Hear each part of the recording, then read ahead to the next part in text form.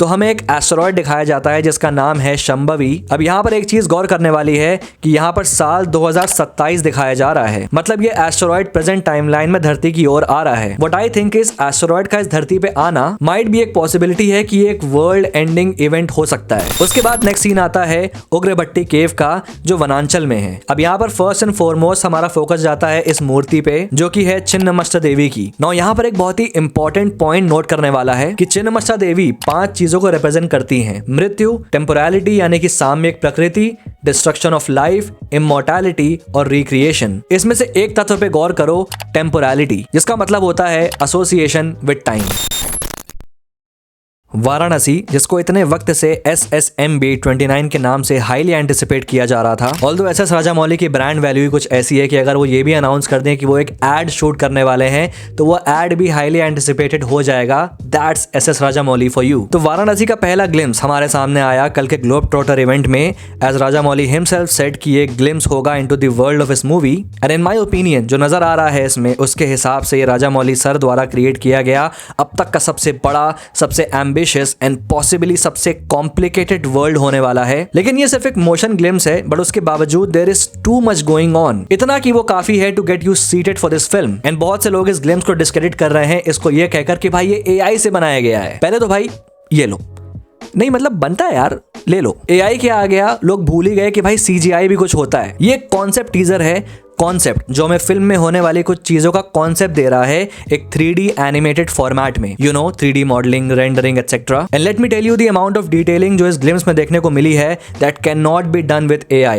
Believe me, it can not be. सिर्फ इस glimpse में ही there is too much story to tell. तो एक एक करके हर एक डिटेल पर चलते हैं और थ्योरीज के ऊपर बात करते हैं इस फिल्म से जुड़ी हुई। और थ्योरीज तो ऐसी है कि बस ग्लोब ट्रॉटर देख लिया, अब ये वीडियो होने वाली है यूट्यूब ट्रॉटर। तो भाई एंड तक बने रहना, स्टे ट्यून। तो वाराणसी का ग्लिम्स हमें कुछ डिफरेंट लोकेशंस पे लेके चलता है, सिंस ये फिल्म एक एडवेंचर मूवी होने वाली है, इंडियाना जोन्स टाइप, जहां महेश बाबू का character Rudra will be going on a global adventure. तो वो ग्लोबल एडवेंचर उसे कहां लेके जाएगा वो हमें देखने को मिलता है इस ग्लिम्स में। बट इतना ही नहीं, कुछ लोकेशंस डिफरेंट टाइमलाइंस की भी हमें देखने को मिलती हैं पास्ट की, जैसे कि वाराणसी 512 CE, लंका 7200 CE, जो ये सजेस्ट करता है कि ये फिल्म डिफरेंट टाइमलाइंस में जंप करेगी। Right from the first frame शुरू करते हैं एंड इसको डिकोड करने का ट्राई करते हैं। तो सबसे पहले हमारे सामने आता है Varanasi set in the year 512 CE, यानी कि 5th सेंचुरी। एंड जैसा फिल्म का टाइटल भी सजेस्ट कर रहा है, वाराणसी एक सेंट्रल पॉइंट होने वाला, या मैं कहूं एक बहुत ही इंपॉर्टेंट पीस होने वाला है इस फिल्म के प्लॉट का। Because Varanasi is one of the oldest cities to ever exist in the world. जो पूरा टेरेन यहाँ बनाया गया है वाराणसी का, यहाँ स्पेसिफिकली हम मणिकर्णिका का घाट देख सकते हैं। This looks absolutely beautiful. And अभी ये CG स्टेज में है, ये तब इतना जबरदस्त लग रहा है जब और ज्यादा रिफाइन होगा, थोड़ा और फिनिशिंग मिलेगा इसको। एंड जब जो एंड प्रोडक्ट आएगा उसमें देखने को मिलेगा हमें ये इमेजिन द विजुअल्स। फिर नेक्स्ट सीन में हम कुछ साधुओं को ऐसे यज्ञ करते हुए देख सकते हैं, part of the Varanasi timeline. फिर यहाँ पे आता है द मेजर इवेंट जो इस फिल्म की कहानी को ड्राइव कर सकता है। तो हमें एक एस्टेरॉयड दिखाया जाता है जिसका नाम है शंभवी। अब वैसे तो जो ये टर्म शंभवी है, ये एक फेमिनिन एडजेक्टिवल फॉर्म है जिसका मतलब होता है वो जो शंभू को बिलोंग करती है या फिर शिव भगवान को। बेसिकली वो गॉडेस या फिर वो शक्ति जो कि एसोसिएटेड है शिव भगवान से, जिसको आइदर एज माँ पार्वती या माँ शक्ति इंटरप्रेट किया जाता है। लेकिन हिंदुइज्म में शंभवी का ऐसा कोई भी कनेक्शन या एसोसिएशन किसी एस्टेरॉयड से नहीं मेंशन्ड है। तो ये राजामौली सर का अपना क्रिएटिव इनपुट है, लेकिन इस एस्टेरॉयड को शंभवी नाम देने के पीछे भी एक स्पेसिफिक रीजन हो सकता है। अब अगर गौर करो तो इस फिल्म के थीम में शिव भगवान से जुड़ी हुई काफी चीजें हमें देखने को मिलती हैं। जैसे रुद्र ने गले में जो ये पहना है उसमें हम शिव जी का त्रिपुर्ण देख सकते हैं, उनका त्रिशूल और नंदी। रुद्र नाम खुद भी शिव जी के कई नामों में से एक नाम है। तो यहाँ एस्टेरॉयड का नाम शंभवी होना माइट भी इस फिल्म के थीम से जुड़ा हुआ हो सकता है। इस एस्टेरॉयड का आना कोई ऐसा फिनोमिनन हो सकता है जिसका कनेक्शन शिव जी से हो। अब यहाँ पर एक चीज गौर करने वाली है कि यहाँ पर साल 2027 दिखाया जा रहा है, मतलब ये एस्टेरॉयड प्रेजेंट टाइमलाइन में धरती की ओर आ रहा है और फिर ये ट्रांजिशन कर जाता है रॉस आइस शेल्फ एंटार्क्टिका में। ऐसा इंप्लाई करते कि ये एस्टेरॉयड यहाँ पे क्रैश हुआ है, बट आई थिंक कि ये सिर्फ एक ट्रांजिशन है, ना कि ये दिखा रहा है कि एस्टेरॉयड यहाँ पे क्रैश हुआ है। अब यहाँ पे आती है मेरी थ्योरी।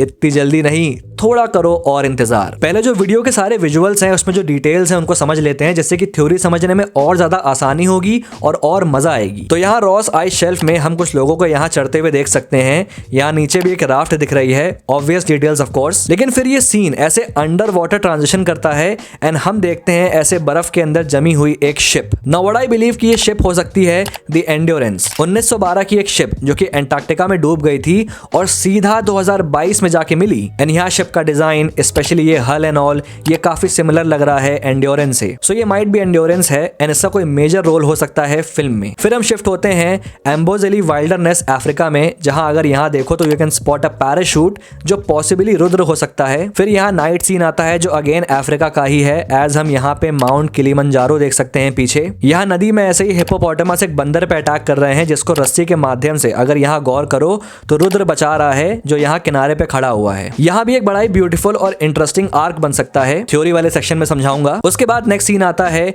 उग्रभट्टी केव का जो वनांचल में है। दोनों ही जगह फिक्शनल है फर्स्ट ऑफ ऑल। अब यहाँ पर फर्स्ट एंड फॉरमोस्ट हमारा फोकस जाता है इस मूर्ति पे जो कि है छिन्नमस्ता देवी की, महादेवी का एक फियर्स वर्जन जो अपने ही सर को डिकैपेसिटेट कर देती है एंड उनके सर से 3 फव्वारे निकलते हैं खून के, एक जो उनका अपना सर पीता है और बाकी 2 जो उसके परिचारक पीते हैं। नौ यहाँ पर एक बहुत ही इंपॉर्टेंट पॉइंट नोट करने वाला है कि छिन्नमस्ता देवी 5 चीजों को रिप्रेजेंट करती हैं: मृत्यु, टेम्पोरैलिटी यानी कि साम्यक प्रकृति, डिस्ट्रक्शन ऑफ लाइफ, इमोर्टैलिटी और रिक्रिएशन। इसमें से एक तत्व पे गौर करो, टेम्पोरैलिटी, जिसका मतलब होता है एसोसिएशन विद टाइम। अब तो मैं समझ आ रहा होगा कि मैं इसको कहाँ लेके जाने वाला हूँ, लेकिन थोड़ा सा और सब्र कर लो, थ्योरी वाला सेक्शन आ गया है, वी आर नियरली देयर। बाकी आसपास की चीजें देखो, स्ट्रक्चर्स देखो, यहाँ पर ये मूर्तियां हम देख सकते हैं एंड यहाँ मंदिर जैसी चीजें हम देख सकते हैं। तो ये काइंड ऑफ एक लॉस्ट सिटी वाला कॉन्सेप्ट नजर आ रहा है। फिर उसके बाद यहाँ मूर्ति के ऊपर एक साड़ी में औरत है जो गिर रही है, which is definitely Mandakini, played by Priyanka Chopra. अगर मंदाकिनी के पोस्टर में भी गौर करो तो सेम लोकेशन हम देख सकते हैं बैक में। हाँ, जो साड़ी है उसका कलर चेंज है बट ये है मंदाकिनी। एंड यहाँ साइड में ऐसे हम देख सकते हैं रुद्र को, who is trying to save her. And यहाँ नीचे देखो तो ऐसे ग्रीन फ्लेम में हम किसी को ऐसे यज्ञ करते हुए देख सकते हैं,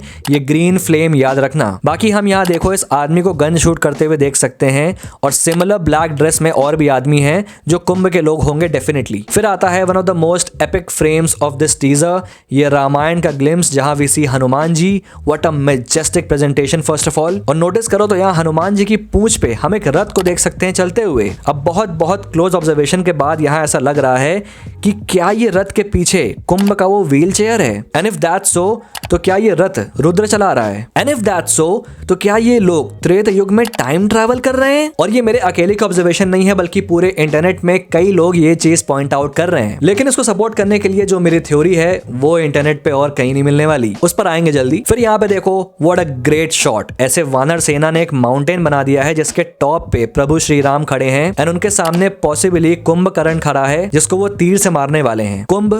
कुंभकर्ण, सब नोट करते जाओ, अभी दिमाग फटने वाला है। फिर उसके बाद सीन मणिकर्णिका का घाट पे आता है जहां ऐसे गंगा नदी में ऐसे ये ब्लू कलर की पावरफुल बीम हम देख सकते हैं जिससे ऐसे एक टोर्नाडो फॉर्म हो रहा है एंड ये काइंड ऑफ कोई कॉस्मिक बीम लग रही है, जहां पर अगर गौर करो तो ये जो कॉस्मिक बीम है ये गंगा के पानी को इवेपोरेट कर रही है। जिस तरह से पानी का डिस्प्लेसमेंट यहाँ ऊपर हो रहा है वो देखो। फिर आता है द रुद्र शॉट। ऐसे रुद्र को हम देख सकते हैं त्रिशूल के साथ नंदी पे सवार होके, टोटल इंटेंस लुक। और अगर बैकड्रॉप में नोटिस करो तो ये वाराणसी है एंड अगर ग्राउंड पे फोकस करो तो ये गंगा मैया है जो पूरी तरह सूख चुकी हैं। अभी कहा था मैंने कि माइट भी ये जो कॉस्मिक बीम है ये इवेपोरेट कर रही है गंगा नदी को। बस डॉट सारे लगा दिए, अब इन्हें कनेक्ट करने की बारी आ गई। Welcome to the most craziest theory section ever. लेकिन मैं बता दूं कि ये कंप्लीटली मेरी थ्योरीज हैं जो कि मैंने इस टीजर में मिली डिटेल्स के बेसिस पर फॉर्म करी हैं, because clearly this is a Rajamouli project and this is looking even crazier than before. तो भाई थ्योरीज भी उस लेवल की होनी चाहिए, बट यहाँ पर मैं क्लेम नहीं कर रहा कि भाई ये थ्योरी सच होने वाली है। हाँ, कुछ सिमिलैरिटीज हो सकती हैं या फिर ना भी हो, क्योंकि इस पॉइंट पे हम सिर्फ थ्योरीज ही बना सकते हैं, पूरा इंटरनेट बना रहा है तो हम भी बनाते हैं। But this is for pure enjoyment जो मैं गारंटी करता हूं कि तुमको मिलेगा ही मिलेगा। बहुत क्रेजी फैन थ्योरी है। So let's jump into it. अब मैंने इस एस्टेरॉयड शंभवी के बारे में बताया था जो इस धरती की ओर आ रहा है, वो भी साल 2027 में, which is the present timeline. What I think is asteroid का इस धरती पे आना माइट भी एक पॉसिबिलिटी है कि एक वर्ल्ड एंडिंग इवेंट हो सकता है। मतलब एस्टेरॉयड गिरा, दुनिया खत्म। अब जैसा मैंने बताया कि यहाँ पे एस्टेरॉयड का नाम शंभवी है, associated with Lord Shiva, and Lord Shiva is the God of destruction. तो माइट बी ये शंभवी एस्टेरॉयड भगवान शिव का भेजा हुआ एक फॉर्म ऑफ डिस्ट्रक्शन हो। एंड आई थिंक जो हमारा मेन कैरेक्टर है रुद्र, जो एक एक्सप्लोरर है, वो इस एस्टेरॉयड को AKA इस वर्ल्ड एंडिंग इवेंट को प्रिवेंट करने के मिशन पे निकला हो। माइट बी इस धरती पे कोई ऐसी चीज या फिर कोई ऐसी शक्ति या फिर फिल्म मेकिंग के टर्म में जिसे हम कहते हैं मैगफिन हो, जो इस एस्टेरॉयड के डिस्ट्रक्शन को प्रिवेंट कर सकती है। And Rudra is on a race against time, उस मैगफिन की तलाश में जो इस वर्ल्ड एंडिंग इवेंट को रोक सके, जिसके लिए वो through out the world travel करेगा डिफरेंट लोकेशंस पे, जैसे कि ये रॉस आइस शेल्फ या फिर अफ्रीका। अब ऑब्वियसली एक रेस अगेंस्ट टाइम है तो चीजें इतनी आसानी से प्ले आउट तो होंगी नहीं,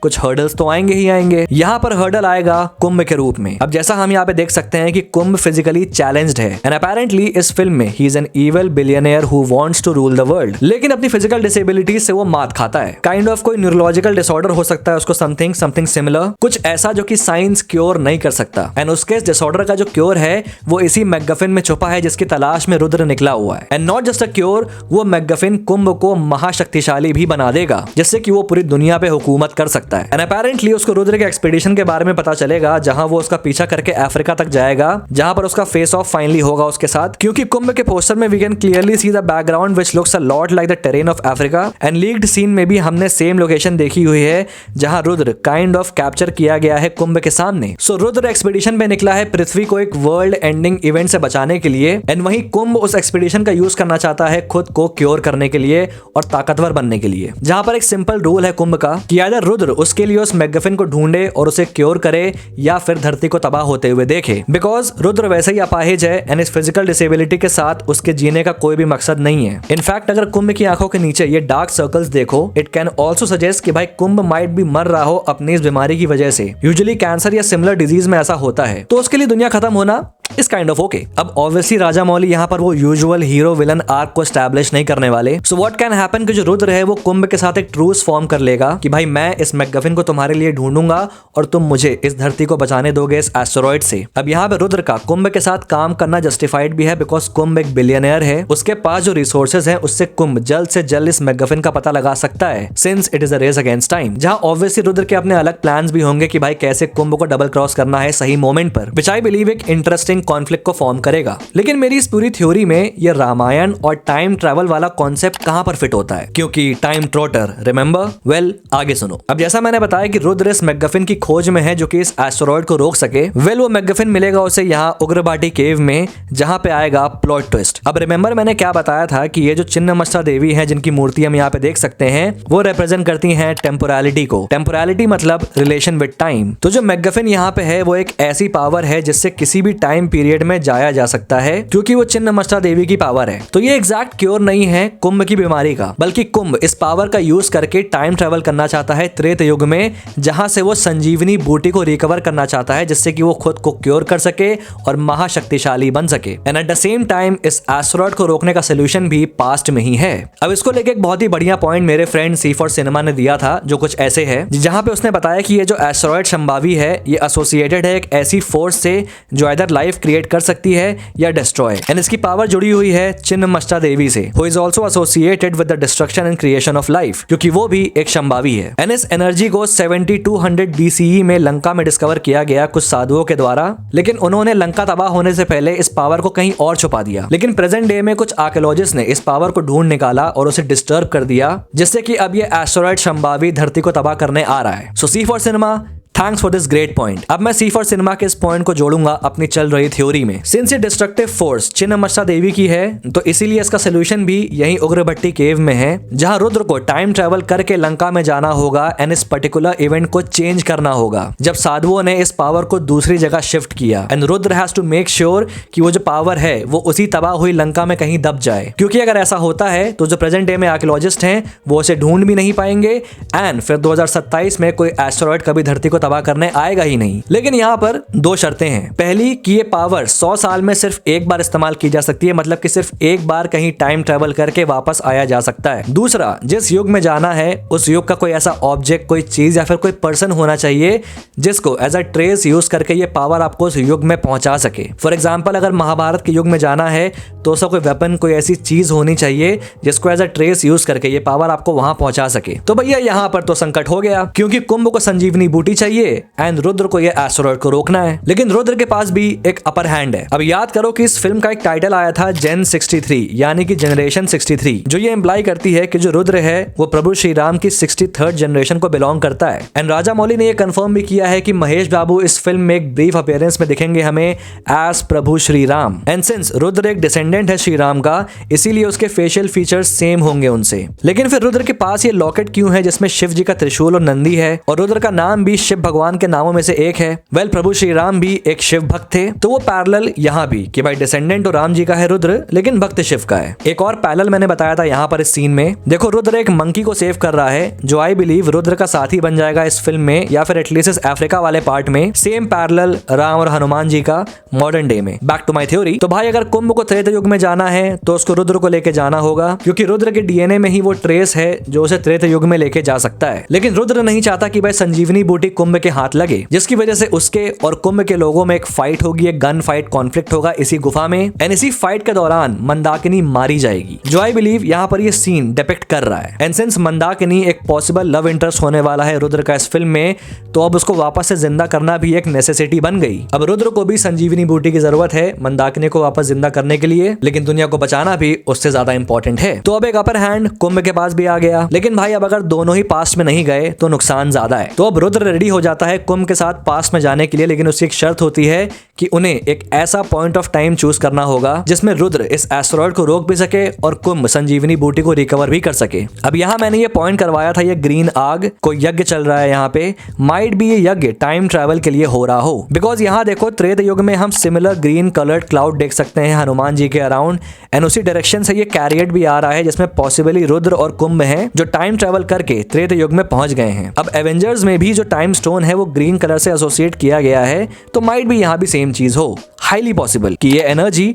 टाइम ट्रेवल की हो। एंड यहाँ पर आके रुद्र राम जी को विटनेस करेगा अपनी आंखों से। तो रुद्र यहाँ पे सक्सेसफुल हो जाएगा छिन्नमस्ता देवी की पावर को उन साधुओं के हाथों में लगने से, और इधर कुंभ संजीवनी बूटी को भी हासिल कर लेगा, जिसके बाद दोनों वापस आ जाएंगे अपनी प्रेजेंट टाइमलाइन में, जहां वो एस्टेरॉयड शंभवी कभी धरती पे आया ही नहीं और मंदाकिनी भी ठीक हो गई। लेकिन कुंभ ने भी खुद को हील कर लिया है और अब वो महाशक्तिशाली बन चुका है। लेकिन हमारे महान टोनी भाई ने एक बात कही थी, अब रुद्र के इस टाइम ट्रैवल ने एस्टेरॉयड को तो रोक दिया, लेकिन एक और बड़ी मुसीबत अब सामने आ गई है, जो कि है ये कॉस्मिक पावर जो पूरे गंगा को सुखा देगी। अब शिव भगवान समय को कंट्रोल करते हैं। अब रुद्र का उद्देश्य तो बिल्कुल सही था, लेकिन कुंभ ने अपने फायदे के लिए समय से छेड़छाड़ करी, जिससे क्रोधित होके शिव जी ने अपने गले में रखे हलाहल को रिलीज कर दिया गंगा पे। हलाहल वो विष है जो कि शिव जी ने पी लिया था देवासुर संग्राम के दौरान, और वो नीलकंठ बन गए थे। एंड सिंस हलाहल का जो कलर है वो नीला है, तो मेरी थ्योरी के अकॉर्डिंग ये हलाहल है जो गंगा पे अनलीश हो रहा है, जिससे गंगा सूख गई। एंड गंगा का सूख जाना ह्यूमन लाइफ पे क्या इफेक्ट डालेगा वो हम सोच भी नहीं सकते। ऊपर से कुंभ इज सुपर स्ट्रॉन्ग, तो दुनिया भाई खतरे में है चारों तरफ से। और अब इस बैलेंस को रिस्टोर करने के लिए रुद्र को कुंभ को रोकना होगा या उसे मारना होगा। But Kumbh is now very powerful, तो इधर रुद्र को भी शिव जी की तरफ से पावर मिलेगी ताकि वो कुंभ का सामना कर सके। इसीलिए वो नंदी पे सवार है और उसके पास त्रिशूल है। एंड यहाँ पे सूखी गंगा में ही होगा उनका फाइनल बैटल। एंड माइट भी यहाँ पे जैसे राम जी और कुंभकर्ण लड़ रहे हैं, वही पैरेलल रुद्र और कुंभ में भी ड्रॉ हो उनकी लड़ाई में, जहां कुंभ को हरा के Rudra will restore the balance. Theory ये मेरी क्रेजी फैन थ्योरी है जो मैंने बनाई है प्योरली माय इमेजिनेशन, तो उसी तरह से इसको लेना, क्योंकि राजा मौली जैसे फिल्म मेकर का तो मैं वो बराबर भी नहीं हूं, समझ रहे हो ना। तो कितना भी क्रेजी मैं सोच लूं थ्योरी, उससे कुछ क्रेजियर ही राजा मौली ने सोचा होगा इस फिल्म के लिए। बाकी अब्दुल रहमान ने भी मुझे एक ट्विस्टेड थ्योरी दी थी यहाँ पे रामायण के एंगल को लेकर, कि एक्चुअल में कोई टाइम ट्रैवल है ही नहीं, बल्कि कुंभ के पास एक ऐसी टेक्नोलॉजी है सिमिलर टू बार्फ, जिससे कि वो एक रियलिस्टिक सिमुलेशन क्रिएट कर सकता है त्रेता युग का, जिससे कि वो संजीवनी बूटी के लोकेशन का पता लगा सके। एंड माइट बी छिन्नमस्ता देवी की पावर्स को यूज करके वो अपनी इस टेक्नोलॉजी से रियलिटी तक को ऑल्टर कर सके। तो माइट बी इसी सिमुलेशन में रुद्र को भी अपने पूर्वज राम जी को देख के कुछ एनलाइटमेंट या जवाब मिलेगा, कुंभ को रोकने का भी और दुनिया को बचाने का भी। Kind of parallel story line, लेकिन same significance. Good one Abdul Rahman भाई, गुड वन। बाकी क्या एक्चुअल स्टोरी है, क्या देखने को मिलने वाला है, आई एम टू एक्साइटेड, क्योंकि डेफिनेटली इस बार राजा मौली सर एक और बार ब्रेक करने वाले हैं। बाकी आई होप कि तुमको मेरी क्रेजी फैन थ्योरी पसंद आई होगी। बाकी तुम्हारे पास अगर कोई थ्योरीज हैं, कोई और डिटेल्स है जो मुझसे मिस हो गई हैं, तो उन्हें कमेंट बॉक्स में लिख के बताना। और अगर ये वीडियो पसंद आए तो लाइक कर देना और हाई पॉइंट्स देना मत भूलना, और इस चैनल को सब्सक्राइब कर लेना ऐसी और ऑसम वीडियोस के लिए। Till then, this is your pop culture nut signing off. We'll see you guys in the next video and thanks for watching.